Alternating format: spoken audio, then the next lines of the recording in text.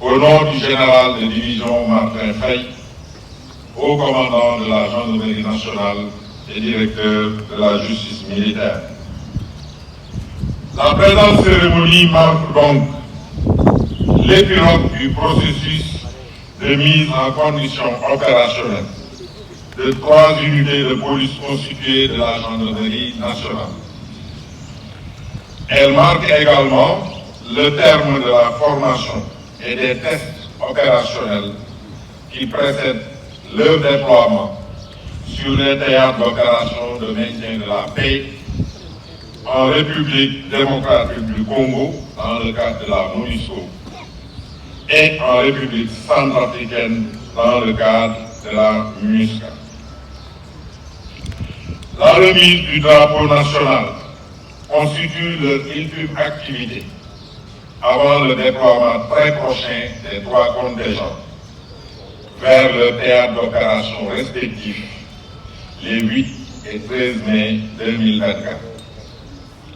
Au-delà du rituel et de la symbolique, la remise de l'emblème national traduit la volonté du commandement de délivrer ses dernières instructions et recommandations à un personnel appelé à évoluer à plusieurs milliers de kilomètres du territoire national pendant une année entière, dans un contexte multinational et un contexte marqué par l'instabilité. Mesdames, Messieurs, honorables invités, les unités qui se tiennent devant vous viennent de parachever une préparation pré-déploiement de 3 mois. Elles sont composées des 3 unités constituées de police de stabilisation, communément appelées FPU, réparties comme suit. Une FPU, la 5e du genre en partance pour la MINUSCA en République centrafricaine, et 2 FPU, les 17e, destinés à la MONUSCO en République démocratique du Congo. Ces forces de police constituées, ou FPU, sont fortes chacune de 180 officiers et sous-officiers de la gendarmerie nationale.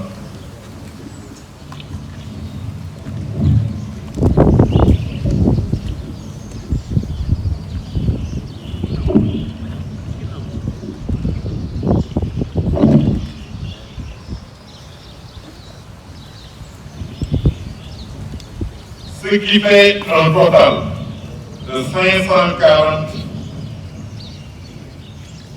personnels militaires, dont 109 personnels féminins. La formation pré-déploiement leur a permis de se familiariser avec le fonctionnement du système des Nations Unies et l'environnement des opérations multinationales de maintien de la paix. Ils ont également bénéficié d'une mise dans l'ambiance sur le contexte du théâtre des opérations dans lequel se déroulera leur mission et sur la teneur des mandats de la MINUSCA et de la MONUSCO, notamment sur les règles d'engagement très strictes, mais également en ce qui concerne les accords sur le statut des forces, communément appelées SOFA, dans ces différents pays. Cette préparation a été sanctionnée par l'inspection d'une équipe composée de 3 inspecteurs. Ces derniers ont été dépêchés au Sénégal par le bureau de coordination de la MINUSCA et de la MONUSCO pour s'assurer de l'aptitude opérationnelle au déploiement de ces 3 unités. Ils ont évalué leur aptitude individuelle et collective avant de dresser un rapport attestant leur capacité opérationnelle pleine et entière.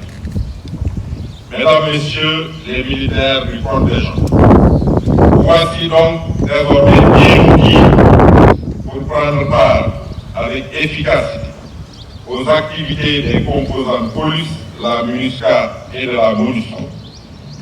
Vos principales tâches concerneront la protection des civils, la stabilisation et la restauration de l'autorité de l'État, la réforme du secteur de sécurité, la facilitation de l'acheminement de l'aide humanitaire sur les théâtres où vous serez déployés.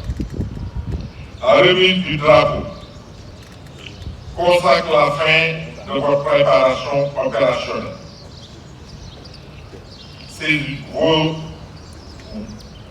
Ces deux unités fortes de 280 officiers et sous-officiers de gendarmerie ont donc fini de suivre une préparation pré-déploiement qui leur a permis de se familiariser, comme je disais tantôt, avec les valeurs du système des Nations Unies. Mesdames et messieurs, les militaires du contingent, être retenus pour une mission OPEX est un honneur et une chance à la fois, compte tenu de tous les postulants qui remplissent les conditions. Vous avez été choisis sur la base d'un processus transparent, basé d'abord sur la condition de n'avoir jamais effectué une mission, sauf exception pour les spécialistes. Ce processus met ensuite en avant le mérite et votre manière de servir exemplaire. En conséquence, le haut commandement attend de vous que vous preniez une pleine conscience des devoirs et obligations qui en découlent comme un véritable sacerdoce. Vous serez particulièrement impliqué dans la protection des civils, la stabilisation et la diplomate en uniforme, chargé de prolonger le rayonnement de notre pays sur le plan international. Jusqu'à ce jour, tous les contingents qui vous ont précédés sur les différents théâtres ont réussi à relever ce défi. Il n'y a pas de raison que vous n'en fassiez pas autant. Dans cette optique, le commandement veillera tout particulièrement à la discipline et au respect des valeurs qui sous-tendent notre métier, en réservant un traitement approprié à tout écart de conduite constaté, quel qu'en soit l'auteur. Les commandants de contingent feront observer une application rigoureuse du Code de conduite des Nations Unies et des règles d'engagement en vigueur. Vous n'userez de la force légitime que de manière graduée, proportionnée et adaptée, conformément aux conventions internationales, mais surtout en dernier recours, comme le dernier argument quand tous les autres moyens ont échoué. Je reste convaincu que la qualité de la formation que vous avez reçue ces derniers mois vous sera d'un apport crucial tout au long de votre séjour. C'est pourquoi je voudrais profiter de cette tribune pour féliciter chaleureusement le commandant du Centre national d'entraînement des forces d'intervention de la gendarmerie nationale, SNEPIGER, qui a mené à bien votre formation dans son ensemble en conformité avec les standards internationaux. Je voudrais également saluer les efforts déployés par les organismes de soutien dans leur diversité.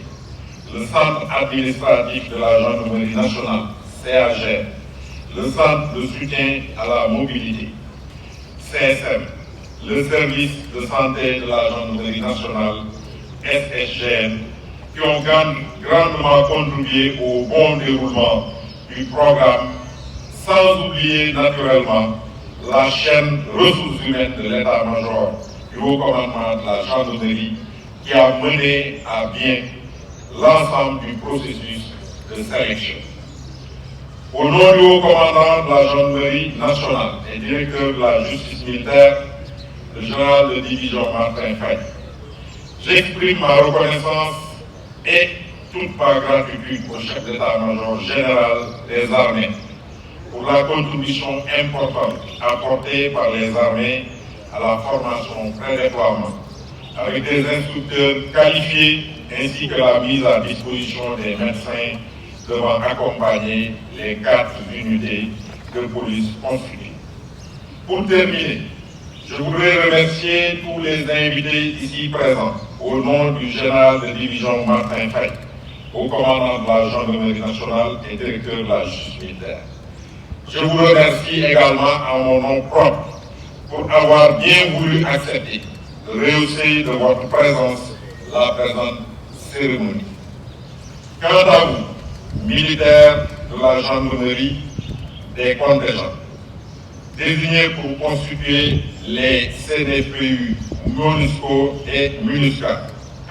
Bientôt, vous serez très loin du pays natal, mais vous serez suivis, toujours suivis, jour pour jour, car vous demeurez toujours sous le commandement du haut commandant de la gendarmerie nationale. Je vous réitère donc toute la confiance du haut commissaire ainsi que nos ferventes prières pour un séjour fructueux en terre congolaise et centrafricaine pour le plus grand succès des forces armées sénégalaises. Que le Tout-Puissant vous accorde sa protection et vous permette de passer un séjour fructueux et enrichissant au Congo démocratique et en République centrafricaine, tout en vous souhaitant un bon retour parmi nous, auréolé de gloire et de prestige encore plus grand pour notre pays, le Sénégal. Honneur, patrie.